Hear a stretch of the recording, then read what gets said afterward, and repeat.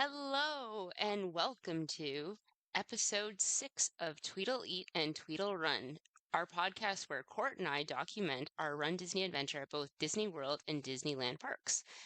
I'm Steph, and I'm kind of missing Court. She's got a terrible, terrible, terrible cold, so I'm kind of doing this on my own. And so bear with me, and it might be a little bit different than usual, but today's topic is something that I can feel pretty confident to talk about by myself.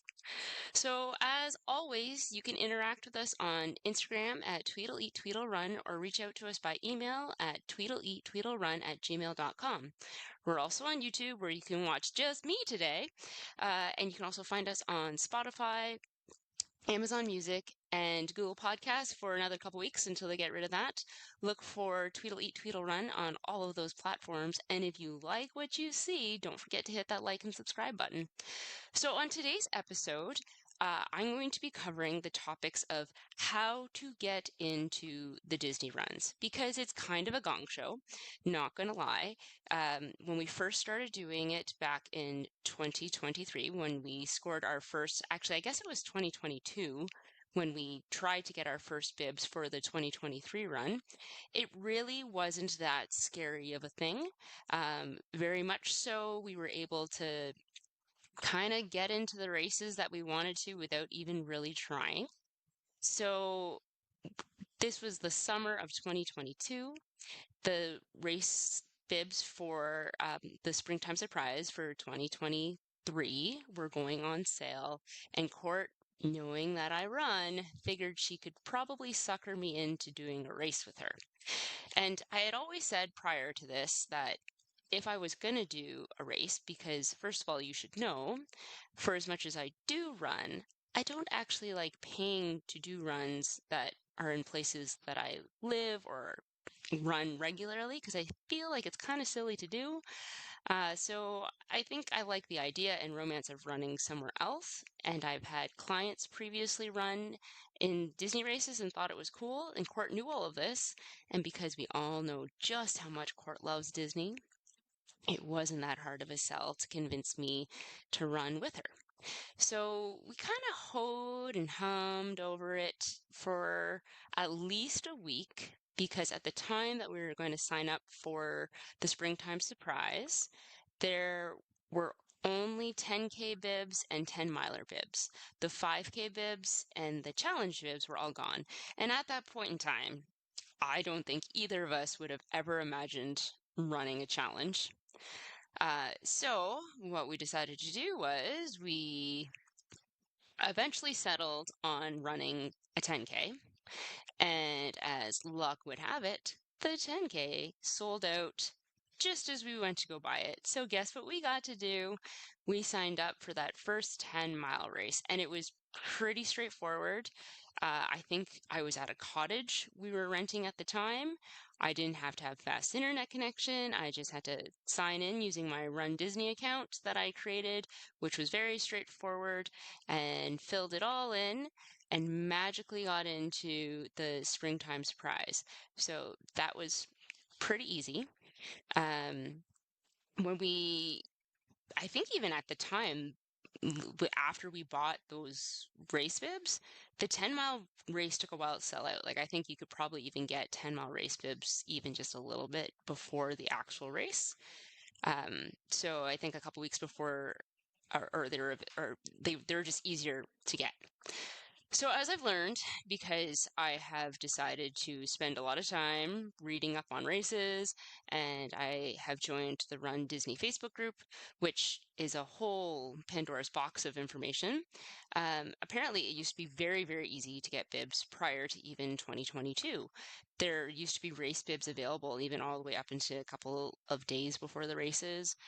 It's only in the last couple of years, basically since post-COVID, that the world has gone mad and everybody has to do Disney races. And if you're wondering approximately how many bibs are available, I don't know how many were available back when we signed up for the 2023 race. But when we just did the springtime surprise this year in 2024, there were over 12,000 challenge bibs available. So they go ridiculously fast considering what it is. So that was Springtime Surprise 2023. So, as you know, if you've been listening to our podcast, you know that we fell in love with doing that races, and now this became the thing of what we wanted to do. So, here comes summer 2023, where we had to now sign up for Springtime Surprise 2024. So, this was in August of last year. Again, I was at a cottage, and Court was actually at Disney World with her oldest son. And at the time that the races went live, because if you didn't know, there's a very specific schedule as to when the races go live and are available to purchase. Usually it's a Tuesday. Usually they are available at 10 o'clock Eastern Standard Time. And the key to success of scoring one of these races is you really have to be sitting on your computer probably about 10 to 15 minutes at least before the race actually starts, because you can actually get in a queue at that point. So we didn't really know this at this point, but I think I was pretty ready to get on because I knew I had to be. And Court was texting me because she was in a position where she couldn't actually get to her phone or be on a computer to purchase her bib when the races opened up. So I got in line, and you can actually purchase it for your friend as well. So I got in line. I had to get the bibs. I waited for about an hour in the queue, and I had a couple devices going. So I had my phone going, I had my laptop going, and I think I had a tablet going just to see which one would ever get in the fastest. I believe I got it in off of the laptop, but I was able to get bibs for both Court and I for the Springtime Surprise, and the bibs we wanted on the first go. So I got the 10K bib for Court, and then I got the challenge bib for myself. And that was that. And more or less straightforward. And even from that race, I believe the 5K sold out almost right away. Like I think the 5K sold out within the hour, and the 10K took a couple days, and the 10 miler took even longer. The challenge was the second to sell out, I believe. But even then, like in terms of how fast races go, it was pretty slow compared to the whirlwind of experiences that we went through trying to get into the next couple races. So the next race that we signed up for after that was actually the Disneyland Halloween Half, which is coming up in September. So we have not done it yet, obviously. And it was a new race that they had added, because initially we were kind of bummed out that we were going to run the Wine and Dine, but because of where it falls, it would interfere with Halloween, and we didn't want to miss Halloween with our kids, nor did we really want to bring the kids for Halloween and then have to do like a Mickey's Not So Scary before doing all the races. It would have been doable, but also just a little bit easier to do at home. And Court's boys are getting older, so there may be fewer Halloweens in their future, so it was just not on the cards. So then when they announced the Disneyland Halloween Half, which actually happens to be over my 40th birthday weekend, it just naturally made sense that we were going to try to get in for this. Especially since by doing it, if I did the challenge or if I did the half, because I was doing the challenge race in the Springtime Surprise, I would automatically qualify for the Coast to Coast medal, which is kind of a cool thing to get. So when we did this, again, it was a Tuesday. 10 o'clock, we were on our computers or phones or whatever devices a little bit early. And when I say a little bit early, we were actually both at work and trying to make this happen. Luckily, I had some pretty chill clients that didn't mind me running off and trying to get into my computer as quickly as I could. Court actually entered the queue on her laptop at 9:46, and I didn't actually get in until just before 10. But I managed to have my phone going and my laptop going, and I got in on my phone first while Court was still watching the timer count down of her spot in line for her queue. So as we were doing this, if you are online, you see a little message that comes up saying like where your spot is, how much time is left, and then if a race sells out, you actually get a little message that says there are no more 5K bibs available, there are no more 10K bibs available, etc. So we ended up I ended up getting through, and I knew right away that I was trying to get the challenge bib, and I could get myself the challenge bib really quickly. And when I tried to get the 10K bib for court, it actually sold out. I could have got her the half, but she wasn't quite ready to do the half. So at that point, we just kind of left it, and court didn't get anything. We also found out in the process that when you do one of the other Disney races that isn't the Springtime Surprise, when you sign up for the challenge, it doesn't actually include all the races. It only includes the half and the 10K. So in the Halloween half, there's a 5K, a 10K, and a half. It only included the last two. So I was kind of bummed that I didn't get the 5K because my whole plan was to do all of them. So I had to try to strategically find a way to see if we could score the other bibs, or at least a bib for court. So I learned again from the Run Disney Facebook group of a couple of different ways you could do this. Of course, if we wanted to, there are always the charity bib options, and more often than not, there's a lot of great charities out there that are offering bibs. The only problem as Canadians is there's not really a lot of Canadian charities out there that participate in Run Disney. I couldn't find any for this year for any race, really. If anybody knows anything differently, tell me. I'd be happy to know. The only charity that we could find that reasonably seemed to be an option for us would have been Ronald McDonald House. Only because it's kind of international, even though the charity we would be funding wouldn't necessarily be the one in Ontario. The whole idea behind Ronald McDonald House is still good. We used Ronald McDonald House when Sloan was born, so I really don't mind trying to fundraise for them. The other way to get a race bib, if you don't want to go the charity route, is there are a couple different notification systems you can use. There are two prime ones that a lot of people tend to use, and they're Telegram and Discord. I've since downloaded both onto my phone and have found that Telegram is actually a little bit faster at getting notifications, but essentially you sign up for Telegram and there's a channel that you can watch that releases information on the Run Disney races. And if for some reason extra bibs get released, or if some charities don't end up finding takers for all their bibs, they'll release those bibs, and they very sporadically and very randomly will pop up as an option to get. So through this, it happens usually like during the week, during the weekend, anytime.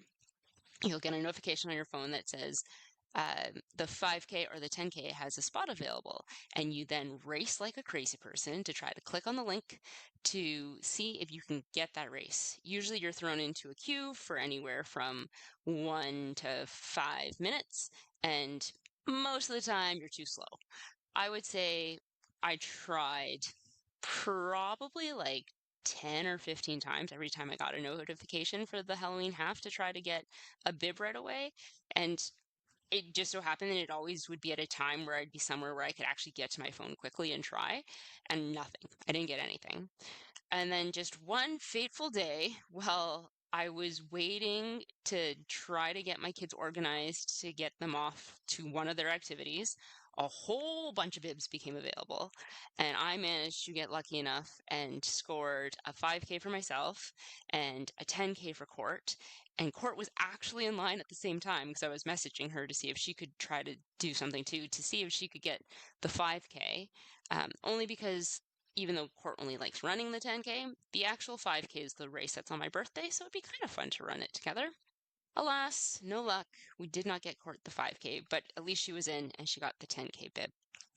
So the saga continues. Every time a Halloween half notification comes up, I will try to get through, even though there's been a bunch of times where it'll say the half is available or the challenge is available, and I click on it and sometimes other ones pop up. So I've done it before where it'll say the half is available, but the 10K is actually available as well. So I'm hoping that maybe I'll get lucky and a half will come up and it'll actually be a 5K available. Doubtful, but you never know. Going through what I've done now, I say I wish I had got court the 5K right away because the 10K has come up a whole bunch, and I definitely could have got it a few times. So Telegram is a great way to try to get in quickly if you're just fast on your fingers and can get notifications quick. A hint with that is I would say if you wear a smartwatch, get the notification sent to your smartwatch, and then this way you just have to like click it up on your phone. It takes a while to get into the queue anyways, and then you can usually score it that way. So, with all the work that went into trying to score the bibs for the Halloween half, I got really nervous, and I think Core did too, about trying to get bibs for the marathon weekend with Dopey. And it's a big race. A lot of people are really into it. This year's a big year because it is the 20th anniversary of the Goofy part of the Dopey weekend. So I know a lot of people are really itching to do the Goofy.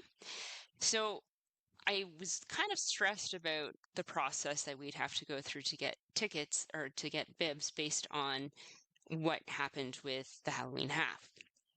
So just one random morning, I happened to be on my phone and I decided to see if there was any options for charities again.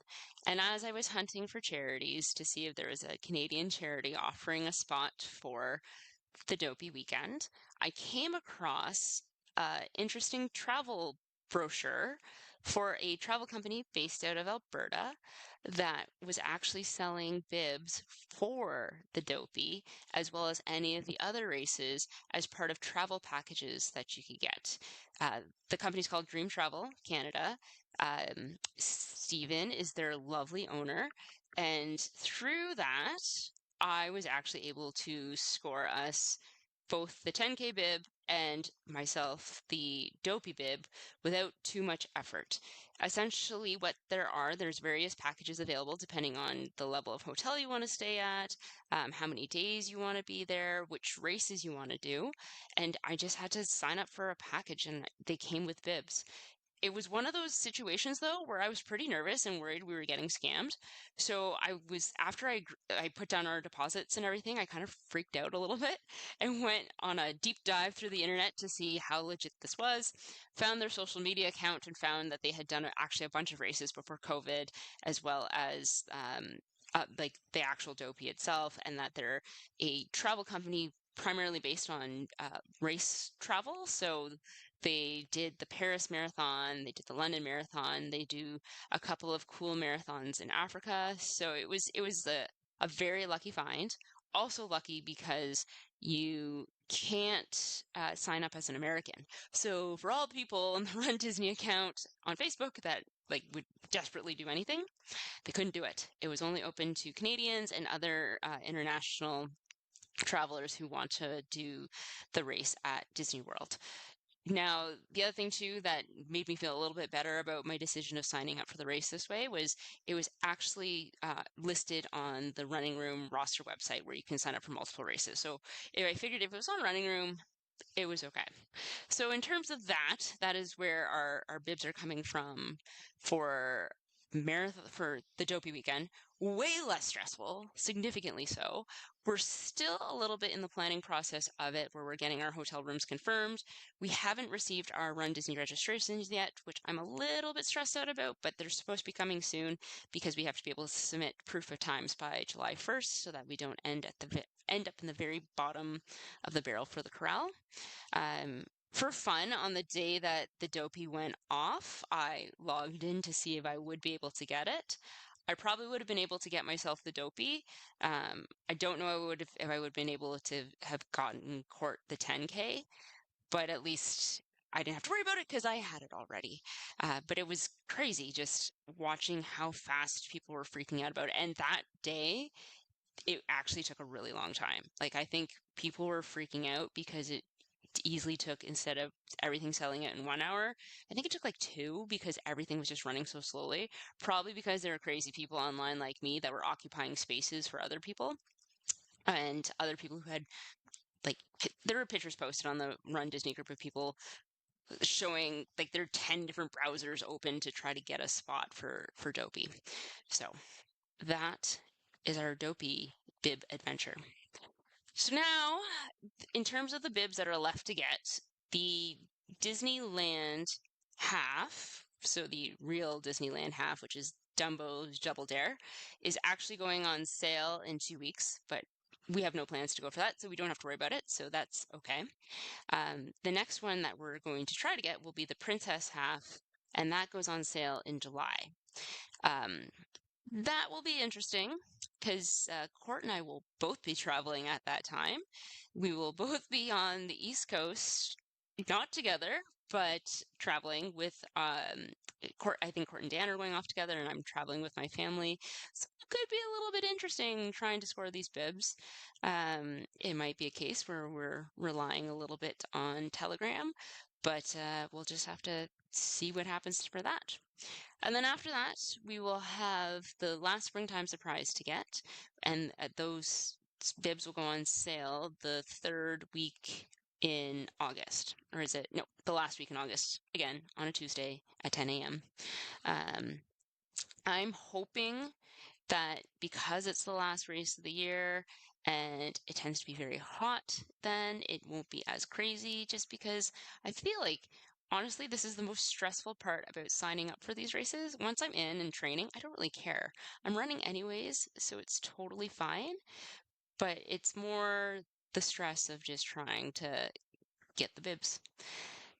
But anyways, that is our little tale, or I guess mostly my little tale. Court didn't really get to tune in on this, on how to get the Disney bibs. It's a little sad and lonely talking by myself, but I didn't hear her talk today, but from a few different people. Apparently, she sounds really, really rough, and she would scare people off. So we will see what happens, but until then, Tweedle out.